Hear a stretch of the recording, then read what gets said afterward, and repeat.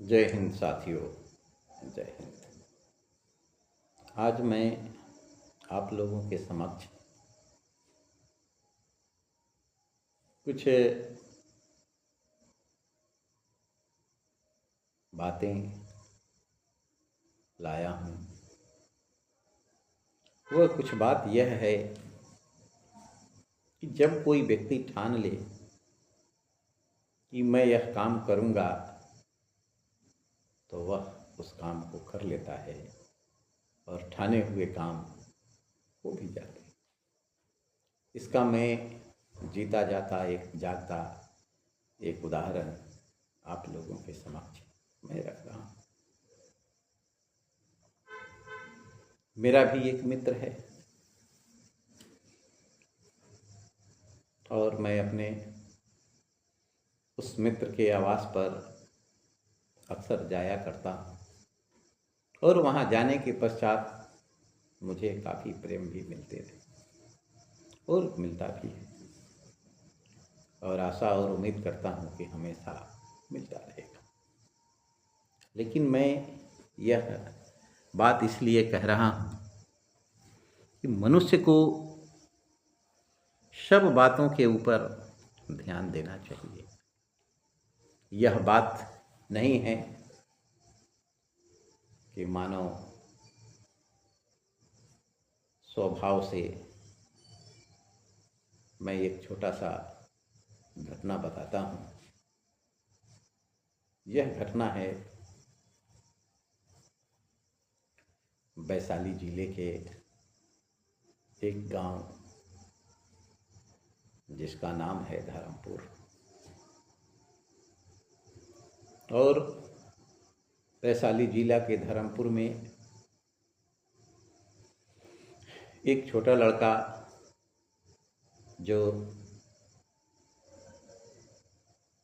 बहुत छोटा था और छोटा इतना था, लेकिन वह एक प्रतिज्ञा किया। उस प्रतिज्ञा को मैं आप लोगों के समक्ष लाया हूँ। वह है कि एक बार वैशाली जिला के जिलाधिकारी महोदय किसी केस के छानबीन में उस गांव में पहुंचे।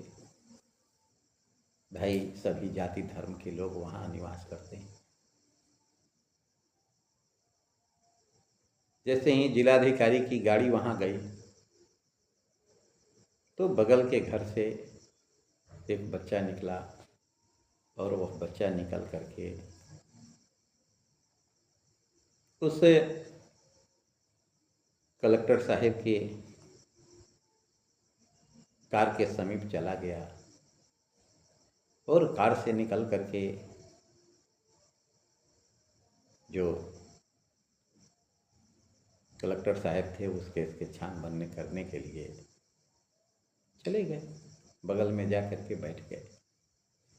और आप सब भी जानते हैं, खूब अच्छी तरह से समझते हैं कि जब कोई भी जिलाधिकारी कहीं जाता है तो उसके साथ अपना एक सिक्योरिटी भी होता है। लेकिन वह बच्चा था, छोटा था, समझता नहीं था। किसी कारणवश गाड़ी को देखने के तमन्ना लिए हुए और वह गाड़ी था एम्बेसडर। उस गाड़ी के समीप वह बच्चा गया और उस गाड़ी को लगा चारों तरफ से देखने। देखते देखते गाड़ी के एक तरफ आया जिधर से और आकर के उस लड़के ने गाड़ी के ऊपर झुका और उस गाड़ी पर अपने हाथ से 2-4 बार थपथपा दिया। इसी से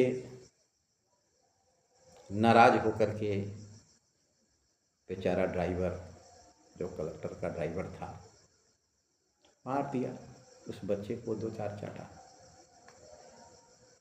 मारने के बाद बच्चा रोने लगा। उसकी रोने की आवाज़ को सुन करके घर से उसकी दादी निकली और लगी उस ड्राइवर को गाली बकने। और वह देहाती टाइप की गाली इतना बकी उसको, लेकिन उसकी दादी ने गाली बकते हुए तब तक जिलाधिकारी का भी काम वहाँ पर संपन्न हो गया। वो भी अपने काम को संपन्न करके अपनी गाड़ी की ओर आने लगी। तो दादी समझाई अपने उस पोते को कि यह गाड़ी तोरा भी मिल जत यदि तू पढ़ाई लिखाई ठीक से करबे तो ऐसा गाड़ी पर तू भी चल सकते। ये गाड़ी पर तोहरो जेबा से चढ़े लगी सब व्यवस्था यहाँ के सरकार देते। तब तक डीएम का नज़र पड़ा। डीएम को भी उस महिला ने कुछ बचा खुसा जो क्रोध था उनके ऊपर भी उतारी और उसको भी कुछ न कुछ दो चार को बात कही। फिर डीएम अपने गाड़ी में बैठे अपने पोते को लेकर के वो अपने घर चली गई। लेकिन पोते के हृदय में यह बात आ गया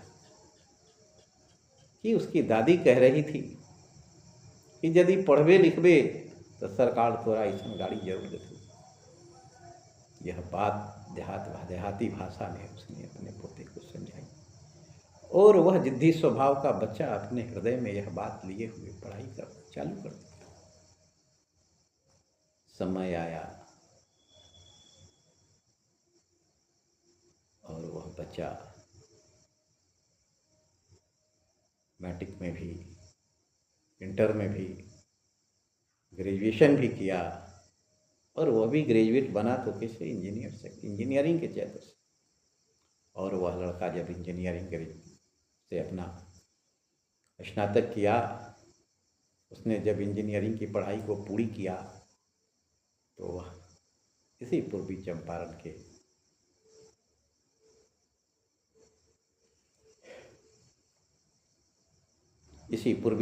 में उनका प्रथम जो है सब पोस्टिंग हुआ और पोस्टिंग होने के बाद वो यहाँ पर इंजीनियर के रूप में काम करने लगे और काम करने के पश्चात हम लोगों की मुलाकातें होने लगी। तो उनका लड़का मेरा मित्र, इस वजह से मेरी बात भी होने लगी। मैंने उनसे यह बात पूछा कि आप जिस कम्युनिटी से आते हैं उस कम्युनिटी में पढ़ाई लिखाई करने वाले तो बिरले होते हैं, फिर भी आपने इंजीनियरिंग कैसे कर लिया इंजीनियरिंग की पढ़ाई में? तो उन्होंने बताया मुझसे कि पढ़ाई के पीछे की कहानी। तो मैंने उनके कहानी को सुना, समझा और जाना।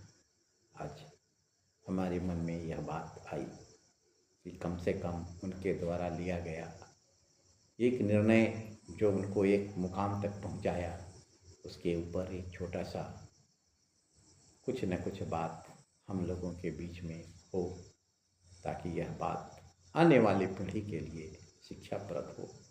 इसी के पर्पस से, इन्हीं उद्देश्यों के लिए मैंने यह वीडियो को बनाया है। इसके अलावे इससे मेरा कोई सरोकार नहीं है, ताकि आज के समय में हम लोग देख रहे हैं कि आज हमारे परिवार, घर परिवार और समाज के बच्चे मोबाइल में इतने लीन हैं कि उनको फुर्सत नहीं मिलती है और उस मोबाइल में लीन होकर के अपने समय को ऐसे ही जाया करते हैं जिसका उन्हें आने वाले समय में कोई लाभ मिलने वाला नहीं है। इसका वीडियो मैं अपने अगले सेशन में बनाऊंगा। इन्हीं शब्दों के साथ अपनी बातों को समाप्त करता हूँ। जय हिंद।